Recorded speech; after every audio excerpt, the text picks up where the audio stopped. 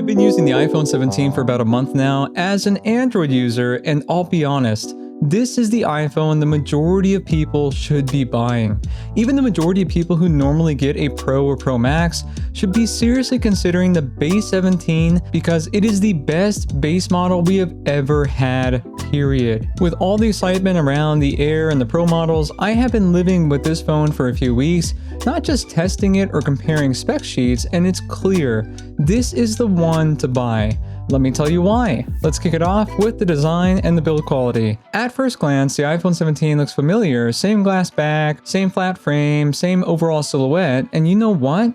I'm okay with the phone looking the same or very similar to the previous generation as long as there are meaningful upgrades. The phone feels more balanced in the hand. The slightly curved edges around the satin aluminum frame make it very comfortable to hold without a case. It's light enough to use one-handed, but still has that reassuring premium weight. At 177 grams and 8 millimeters thick, it feels very solid without being too chunky, and it's almost 30 grams lighter than the Pro with the same screen size. Apple stuck with an all-glass rear instead of that new window style on the Pro models, and no, it's not the flashiest of devices, but it looks very subtle and clean, which is something that I personally love. The back has a soft matte texture that hides fingerprints very well, while the camera island has a subtle color gradient that looks so clean when the light hits it just right. It's IP68 rated as well, so no worries about dropping this in water by accident. And for the colors, this is where the base models always do great. You can pick this up in lavender, sage, mist blue, white, and black. Now, I went a little boring this year and picked mine up in black, but regardless, you can't go wrong with any of these colors. Overall, it's a very well balanced design and it's premium, minimal, and durable without trying too hard.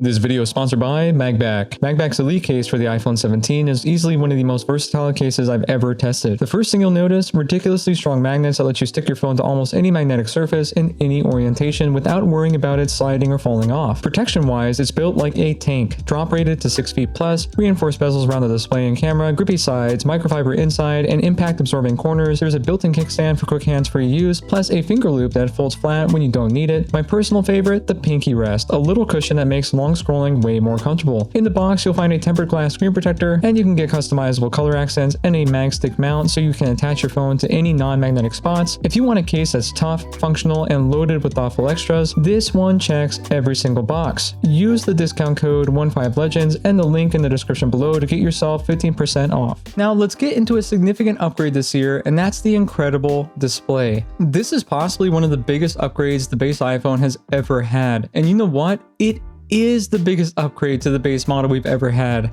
We're finally getting a 6.3-inch LTPO Super Retina XDR OLED display with 120Hz adaptive refresh rate, and for those who are regular buyers of the base models, there are a couple of key things here. If you have an iPhone 16, you have a 60Hz panel. You are now able to get 120Hz, which is 2 times more than what you currently have. This is a huge leap in providing a smoother and more responsive experience, and I am telling you that you will notice a difference immediately, and yes, it is absolutely worth upgrading for in my opinion. Also, since it's an LTPO panel, this means that your screen can adjust its refresh rate anywhere between 1 and 120Hz to preserve battery life. For example, you're definitely going to want 120Hz for playing games, but you don't really need 120Hz while looking at a static image or a Word doc. You also get HDR10, Dolby Vision, and another significant upgrade, you get up to 3000 nits of peak brightness. This is flagship levels of brightness. The S25 Ultra, for example, peaks at 2600 nits, and the 3000 you get in the base model this year is also the same that you get in the Pro models. As an Android user, sometimes it's hard for me to admit this, but honestly, Apple, you crushed it with the iPhone 17. This is seriously an amazing value for any iOS enthusiast. Outdoors, the brightness is strong enough to handle direct sunlight with no problem, colors are clean and accurate, and it's just one of those displays that makes everything, videos, games, and even basic web browsing feel better. If I had a base iPhone 16 or older and was even slightly considering an upgrade, I am telling you the iPhone 17 is absolutely the one to get. For the screen alone, in my opinion, it is worth the instant upgrade even if you have the 16. But what's the point of a brand new display upgrade upgrade if it can't last long enough to use it?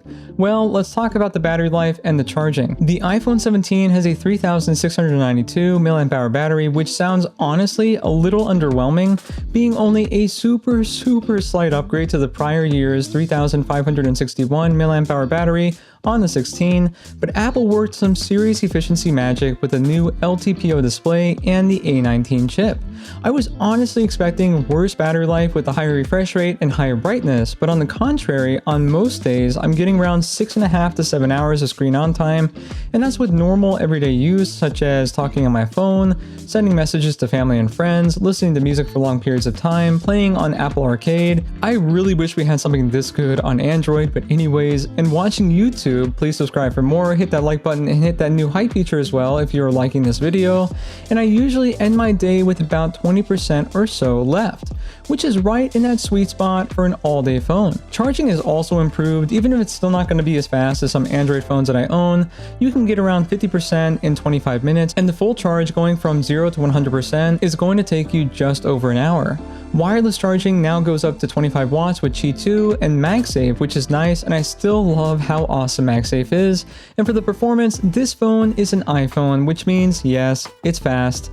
I can't say I've noticed any crazy significant differences between this and some of my older iPhones, but clearly the new A19 chip built on a 3nm process with 6 cores and 5 GPU cores is crazy fast and fluid. It's also paired with 8GB of RAM, which is acceptable for the base model, but I do wish we got 12GB. Normally, iPhones run great with lower RAM than the equivalent Android phone though, in my experience, so we should be okay. And for another key upgrade this year, the base iPhone starts at 256GB of storage, which is huge because the price didn't go up from last year. Good on you, Apple. Sincerely, an Android user. This thing is an absolute beast for daily use. I've been playing games, switching between multiple apps, and it hasn't stuttered once. iOS 26 feels incredibly fluid here. Benchmarks show it's slightly behind the A19 Pro and the higher end models, but in the real world use, I can't tell any difference. And just for reference, if you are an Android user like myself, here is the non-Pro A19 against the Tensor G5 from Google's latest flagship. So yeah, it is fast on paper and fast in real-world use. And for the thermals, the only time it really warms up is during long gaming sessions or extended 4K recording. Apple didn't include the new vapor chamber cooling system here like we see on the Pros, so you will feel a little bit of warmth near the top after a while, but it's never overly uncomfortable. The aluminum frame does a great job of dispersing it, and it hasn't been a huge concern for me, but I definitely wanted to make sure I mentioned it. I've never experienced any thermal throttling, performance drops, or inconsistencies either, so yes, this base 17 model can handle a lot. Now let's talk about the cameras, because this is another significant jump up. The iPhone 17 packs two 48 megapixel sensors this year, a main and an ultra wide, and both are excellent. The main camera produces sharp, balanced photos with realistic colors and really impressive detail. It's one of those cameras that you can trust to capture exactly what you are seeing with your own eyes. The ultra wide has finally been upgraded from 12 megapixels to 48 megapixels, and that is a huge deal. Not only is it sharper, but it also doubles as a legit macro shooter now. The color science between the two lenses is consistent, and that's something that is difficult to do. A lot of phones that I have used tend to have very slightly different coloring between the lenses.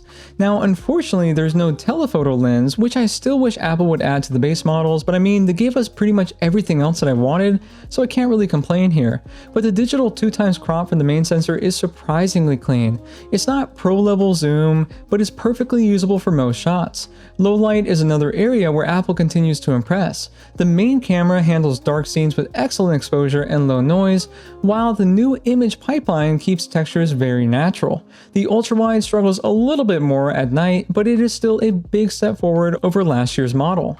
And for the video, as you might have already have guessed, Apple still wears the crown here. The 4K 60 Dolby Vision footage looks crisp and cinematic, and stabilization still is just phenomenal. It's almost like I'm walking with a gimbal, it's that smooth. The front camera also got a major upgrade. It's now an 18 megapixel multi-aspect sensor with optical image stabilization and autofocus. What makes it cool is how it automatically switches between vertical and horizontal crops without you having to rotate the phone. The result? Sharper, cleaner selfies, and it just looks great. Overall, this is one of the most dependable camera systems you can get at this price point. It doesn't have every lens, but what it does really, really well. And for the software, iOS 26 launched with some bold changes, and honestly, it took me a few days to warm up to it when I first started using it a few months ago. At first, the new liquid glass design language felt a little bit overdone, too glossy, too reflective, and things like that. But after a month or so, it's grown on me, and even as an Android user, there are things that I think look better on iOS 26 than Android 16. So kudos to Apple for stepping up the customization game. You can finally theme icons, resize widgets, and tweak control center layouts however you want. The new camera app is also way better organized with quick access to resolution and frame rate toggles, and I love the animations here. And visual intelligence, the feature that actually lets me use the camera button that I almost never use, is very good as well. It's not as instant as circle to search, but the user experience looks very clean and I've enjoyed the results. Everything else feels more alive, and I just love the nice unique touches like the spatial scene feature. It's little things like that that make iOS 26 something unique and special, and it runs absolutely flawless on the iPhone 17. So after 1 month with the iPhone 17, do I recommend that you go buy it? As an Android user who really likes Android devices, it's undeniable that this is one of the best values in a phone ever offered, and it's coming from Apple. This should absolutely be on your list if you're looking to upgrade your phone, especially with the holidays right around the corner. This is the first time in years that the base iPhone just doesn't feel like a compromise. You're getting a pro-level display, excellent cameras, a top-tier processor, and great battery life, all in a lighter, more comfortable body. And sure, you lose out on a telephoto lens, the vapor chamber cooling that you get on the Pro models, and the faster USB speeds that we didn't really talk too much about, but for most people, none of that really matters. The iPhone 17 is the phone that finally gives the regular iPhone its identity back. It's no longer the one you settle for, it's the one you actually want. So yeah, Apple nailed it this year. This is the real winner of 2025 when it comes to iPhones, I have no doubt about that. If this video helped you out, drop a like button down below and subscribe for more, and also hit that new hype feature so this video can reach new viewers like yourselves, and I will see all of you next time.